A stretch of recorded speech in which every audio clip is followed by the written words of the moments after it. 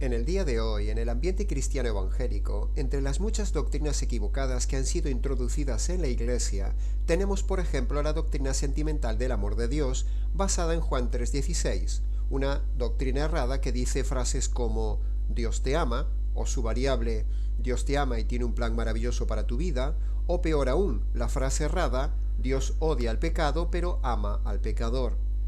Nada de esto y similares frases tiene base bíblica, sino que ha sido un producto degenerativo de prédicas sentimentalistas y erradas introducidas en la Iglesia para ganar adeptos y no espantar miembros, pero en realidad no presentan la verdad bíblica ni el correcto carácter de Dios ante los hombres.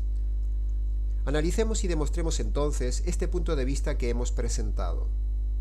Juan 3:16 es el versículo más famoso de la Biblia y el más popular utilizado para evangelizar, pero aunque parezca mentira, cuando analicemos el texto, veremos que las cosas cambian totalmente respecto de cómo han sido enseñadas. Basaremos la defensa de nuestro argumento en 3 puntos. Punto 1, en la definición bíblica del amor y del carácter de Dios. Segundo, en la conjugación verbal de la palabra amor. Tercero, en el contexto bíblico. Punto primero. Antes de continuar, es imperativo decir que amar no es sentir, amar es decidir. El amor no son emociones ni sentimientos, sino que el amor, bíblicamente hablando, son decisiones. Entonces, cuando analizamos las definiciones de 1 Corintios 13 sobre el amor, vemos allí que todas esas definiciones del amor son claramente decisiones y no emociones. Por ejemplo, cuando dice que el amor es paciente, es evidente que eso es una decisión y no una emoción. Uno decide ser paciente, controlarse, dominarse y no hacer lo contrario. Cuando dice que el amor no hace nada indebido, es evidente que es uno el que decide no hacer esas cosas indebidas. Cuando 1 Corintios 13 dice que el amor no busca lo suyo, es contundentemente claro que eso es una decisión y no una emoción. Y así podríamos seguir analizando una tras otra cada una de las 15 definiciones del amor, que en realidad son 15 decisiones detalladas en que definen correctamente al amor verdadero y definen que amar es decidir. El amor son decisiones y no emociones. Por lo tanto, basados en esto, cuando ahora pasamos a analizar el atributo de Dios, de que Dios es amor, concluimos en base a sus propias definiciones del amor, que el mismo Dios es pura decisión y no un Dios emocional y sentimental como nos lo han presentado. Cuando la Biblia dice que Dios es amor, está describiendo a Dios como un Dios decisional y no sentimental, no como un abuelo bonachón que todo lo pasa por alto, que no le da importancia al pecado o que todo lo tolera. No, Dios no es así ni se ha manifestado así. Por lo tanto, con esto ya tenemos explicado el primer punto en Juan 3:16.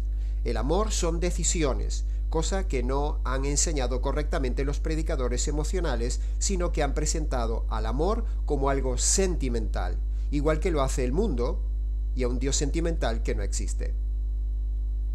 Amar no son sentimientos, ni son emociones, amar son decisiones.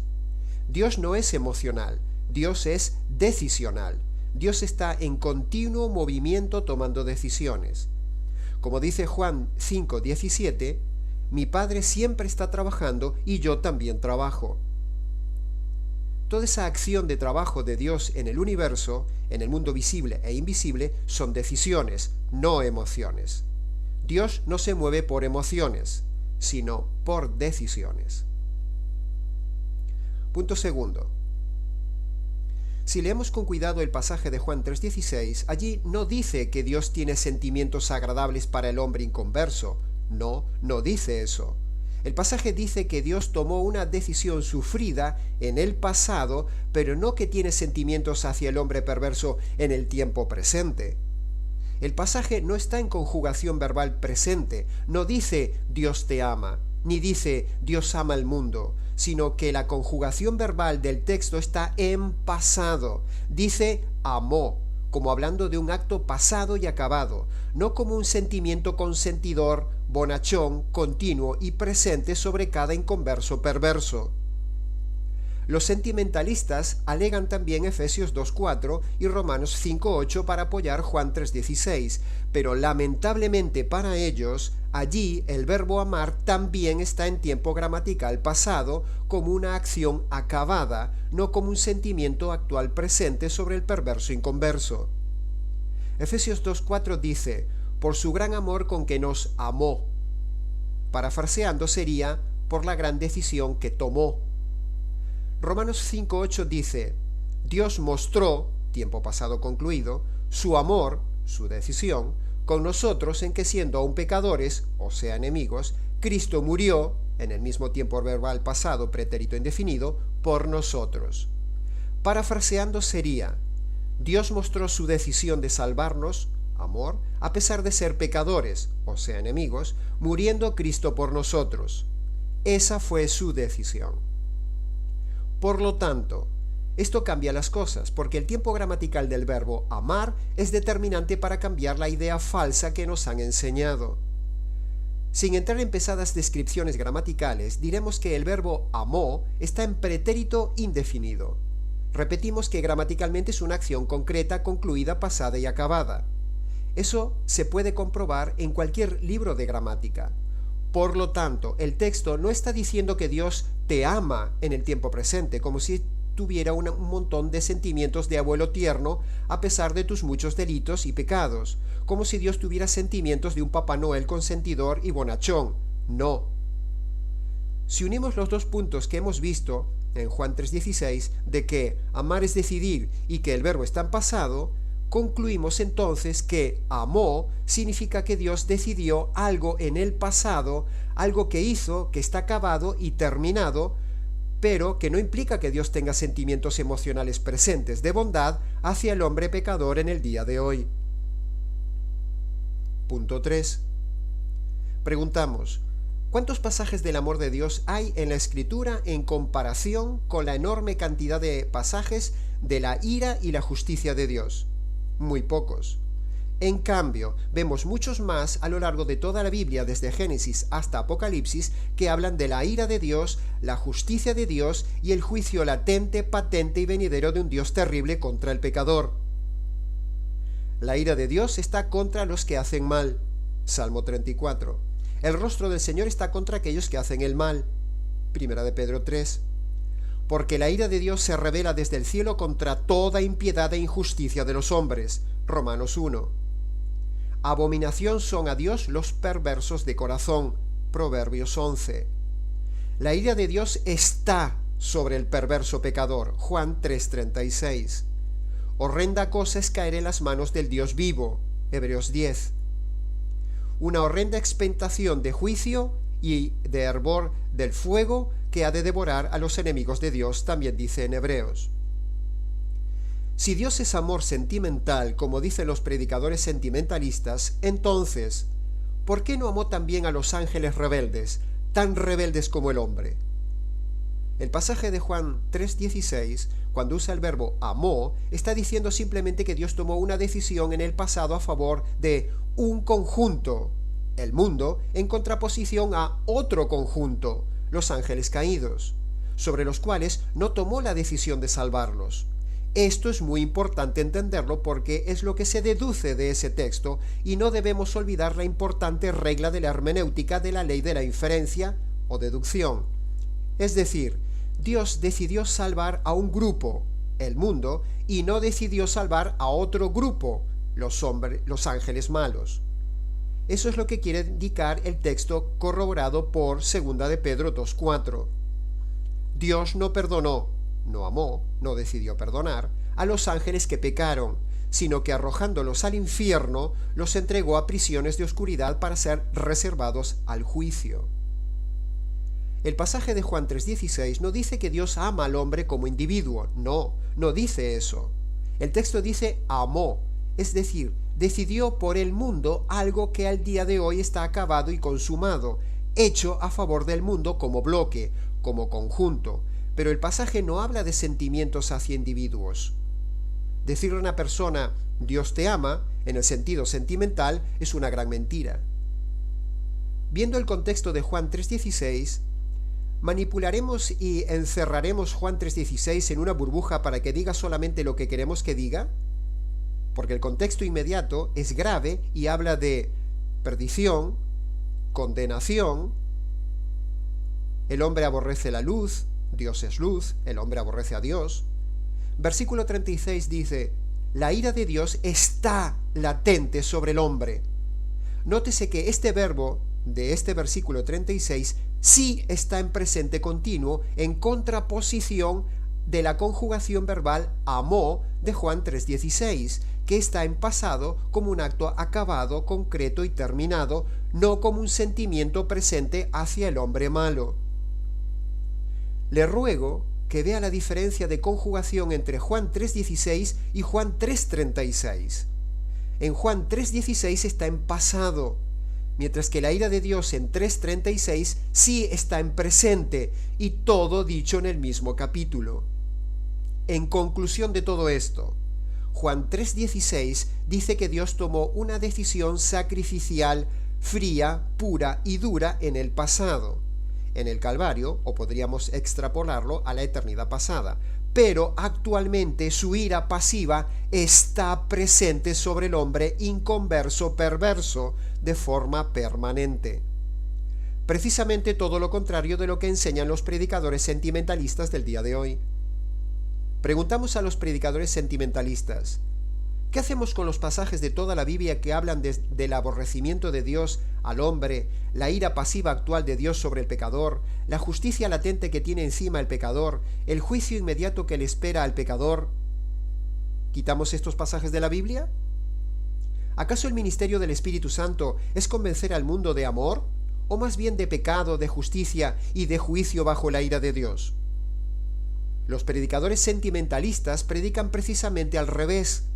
Cruzan los pasajes y hablan a los perdidos, a los impíos, a los perversos, con pasajes como si fueran hijos de Dios. Es decir, le hablan a perdidos como salvos y a cabras como ovejas. Todo un engaño que no escapará al juicio. Si Dios ama sentimentalmente al hombre, ¿por qué lo ahogó en el diluvio? ¿Es que Dios ahora ha cambiado y se ha hecho más sentimental que antes? ¿Por qué vemos tanta ira en el Antiguo Testamento, incluso sobre su propio pueblo? ¿Y por qué destrozará al hombre con tantas plagas y lo quemará con fuego en el Apocalipsis futuro? ¿Por qué al hombre le espera un lago de fuego y azufre si Dios es puro sentimiento de amor? Si Dios ama al hombre, ¿por qué quemó bajo fuego y azufre a Sodoma, Gomorra y las ciudades vecinas? ¿Por qué dice el Nuevo Testamento que quedaron como ejemplo de lo que vendrá en el futuro? Si Dios ama al hombre, ¿por qué lo enviará al infierno? ¿Qué está pasando entonces en el tiempo presente si vemos que hubo tanta ira en el pasado y vendrá tanta ira sobre el hombre en el futuro? Sencillo. Lo que sucede en el tiempo presente es que este es un tiempo de contención de la ira de Dios para que el hombre se convierta por medio del verdadero evangelio, pero no que este es un tiempo sentimental de un Dios bonachón que todo lo tolera. Eso es lo que falsamente nos han enseñado los predicadores modernos sentimentales, sobre los cuales caerá precisamente la ira de Dios. Dios está tan airado hoy como lo estuvo en el pasado y como lo estará en el futuro, solo que ahora usa de paciencia porque no quiere que el hombre perezca bajo la furia de Dios, sino que alcance la salvación. La manoseada frase Dios aborrece al pecado y ama al pecador no es bíblica, es falsa, es emocional, es sentimental, es un engaño. Es una frase que se ha ido modificando hasta quedar como la famosa frase que hoy se predica en los púlpitos. Dios odia al pecado pero ama al pecador, la cual es una gran mentira. No se pueden separar las acciones del hombre, porque son intrínsecas, así que Dios ve al hombre como una unidad integral, por lo tanto sus pecados le producen rechazo del hombre. No hay disgregación entre el hombre y sus obras, todo es uno. Ningún juez en la tierra castiga el delito y deja libre al delincuente, sino que todo es uno, delito y delincuente. De hecho, la Biblia habla de que juzgará al hombre según sus obras. No dice que juzgará las obras separadas del hombre. No podemos separar a la persona de sus acciones. Lo que el hombre hace revela lo que el hombre es. Por lo tanto, si Dios aborrece las obras perversas del hombre, Dios aborrece por lógica también al hombre. Es de sentido común y pura razón El resto es herejía sentimental. El Salmo 7:11 dice que Dios es juez justo. Si Dios es juez y es justo, que lo es, entonces no puede perdonar al hombre, porque si lo hace se convierte en injusto. ¿Dónde vemos en este atributo el sentimentalismo amoroso de Dios? Josué 24 dice que Dios es santo. Si Dios es santo en su naturaleza, que lo es, no puede aceptar la naturaleza inmunda del pecador. Son incompatibles. ¿Dónde cabe aquí el sentimentalismo de los predicadores del día de hoy? Isaías 40 dice que Dios es eterno. Si Dios es eterno, que lo es, el hombre merece un castigo eterno por ofender a un ser eterno. Si Dios es sentimental y amoroso, y tiene un plan maravilloso, ¿por qué se habla de castigo eterno en la Biblia? Lucas 18 dice que Dios es bueno.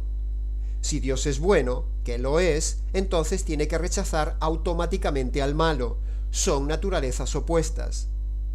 ¿Cómo se compagina esto con la prédica sentimental del día de hoy? Conclusión. 1 de Juan 4:8 dice, Dios es amor. Sí, pero si Dios es amor, en el sentido sentimental de los predicadores de hoy, entonces sentimentalmente también tiene que odiar al hombre porque el hombre es malo. En cambio, si Dios es amor en el sentido decisional bíblico, entonces Dios debe decidir castigar por justicia al hombre. Por lo tanto, por cualquiera de estas dos vertientes, el hombre no tiene escape ante Dios. Dios aborrece al hombre no convertido. ¿Cómo refutan esto los sentimentalistas? No negamos el amor de Dios, solo negamos el concepto equivocado, sentimentalista y emocional de los predicadores de hoy con un amor bíblico mal enseñado. Creemos y alabamos la gran decisión, amor sacrificial de Dios a favor nuestro, pero también creemos firmemente que Dios aborrece al pecado y también aborrece al pecador. Preguntarán, entonces, ¿cómo se armoniza el amor de Dios con la realidad bíblica de que Dios aborrece al pecador? Sencillo. A pesar de los sentimientos de rechazo que el hombre produce en Dios por causa de los pecados, Dios igualmente decide diseñar un plan sufrido para salvar al hombre. Esa decisión fría, consensuada, calculada y trinamente decidida, desprovista de todo sentimentalismo en Dios, consiste en decidir destrozar en la cruz a su Hijo bajo la ira de Dios que merece el hombre, para así hacerse justicia de las injusticias del hombre y con esa descarga de la ira y de la justicia de Dios quedar totalmente satisfecho para ahora sí poder perdonar a todo hombre que se acerque a él reconociendo sus pecados y lo que sucedió en la cruz. Todo aquel que reciba, crea este plan decisional de salvación de Dios, pasará de ser un perverso y aborrecible enemigo de Dios a ser hijo de Dios. Cuando el hombre decide recibir la decisión de Dios, Dios decide recibirlo como hijo de Dios. ¿Quieres ver la ira de Dios sobre el hombre? Mira a la cruz, la mala noticia. ¿Quieres ver el amor decisional de Dios? Mira a la cruz, la buena noticia. Dios no es sentimental, Dios es decisional.